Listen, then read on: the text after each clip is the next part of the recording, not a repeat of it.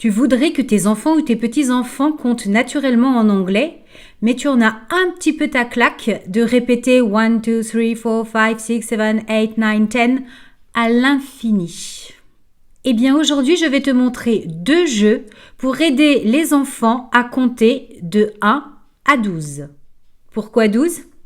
Eh bien parce que c'est le maximum que tu puisses faire avec 2 dés à jouer.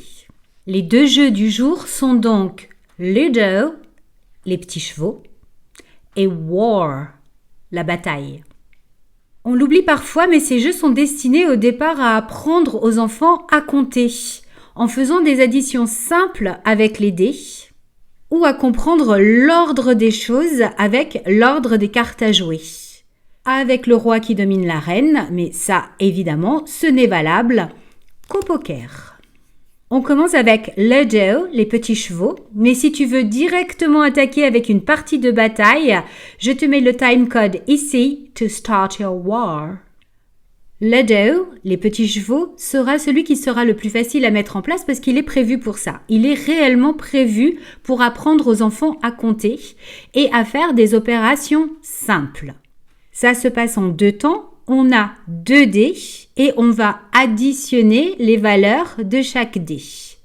Donc c'est peut-être aussi le moment de commencer à faire des additions simples en anglais avec les enfants. On dit 1 and 1 is 2. 5 and 6 is 11. Très souvent, on connaît les chiffres mais on ne connaît pas les opérateurs. Le plus, c'est and, et le égal, c'est is, comme le verbe être. À chaque fois que les enfants lancent les dés, ils vont venir additionner 2 valeurs et on le fait en anglais. Ici, j'ai 5 and 3 is 8. Et on enchaîne en faisant avancer son pion sur le jeu en comptant 1, 2, 3, 4, 5, 6, 7, 8. Il y a donc 2 choses qui sont faites en jouant, une addition simple, mais faite en anglais, et une répétition again and again and again des chiffres pour avancer son pion. Évidemment, ça marche aussi avec tous les autres jeux qui ont été pensés pour apprendre à compter aux enfants. Les petits chevaux, ça vient du jeu italien Parcheesi. En France, on avait plutôt le jeu de loi. Et si tes enfants ou tes petits-enfants aiment jouer au jeu de loi, c'est exactement le même principe. Tu as 2 dés, tu fais une petite addition et ensuite tu fais avancer ton pion. Celui qui est beaucoup plus populaire dans les pays anglo-saxons, c'est le Snake and Ladder. Les serpents et les échelles, si tu veux une traduction littérale. Le Snake and Ladder, il est originaire de l'Inde où en fait il y avait des échelles pour monter dans ces réincarnations et des serpents qui nous faisaient redescendre. Mais tu peux bien évidemment totalement évacuer la philosophie du jeu et te contenter de faire monter ton pion quand tu tombes sur une échelle, a ladder, et le faire redescendre quand tu tombes sur un serpent, a snake. Après tout, nous on est juste là pour compter. Pour ce qui est de la bataille, les règles ne changent quasiment pas.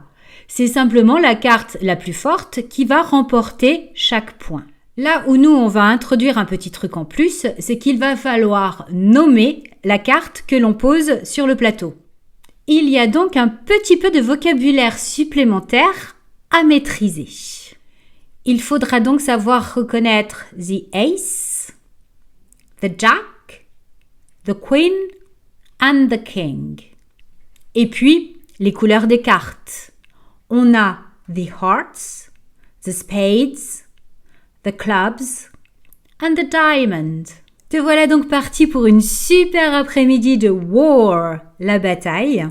Je vais te montrer très prochainement comment passer de 12 à 99 et surtout comment passer de la bataille au blackjack. Donc abonne-toi à la chaîne si tu ne veux pas louper ça.